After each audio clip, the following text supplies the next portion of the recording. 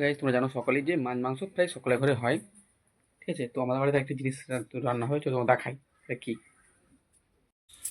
এই যে গেঁড়ি, তো এটা রান্না হবে আজকে আমাদের লাউ খড়ার সাথে।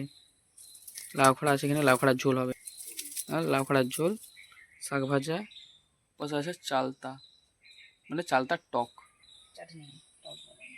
তোমাদের দেখালাম না গেঁড়ি আর লাউ খড়া।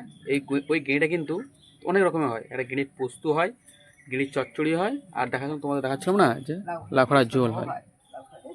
এইগুলো কিন্তু এটা দিয়ে রান্না হয়।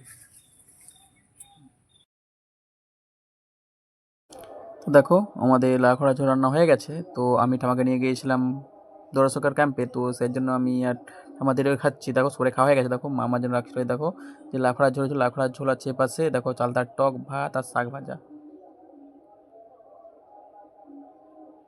আর দেখো তার মধ্যে যে গেঁড়ি, দেখো যে গেঁড়ি বলছো না, গেঁড়ি ঝোল, দেখো গেঁড়ি ঝোলটা হয়েছে দেখো লাউখড়া দিয়ে।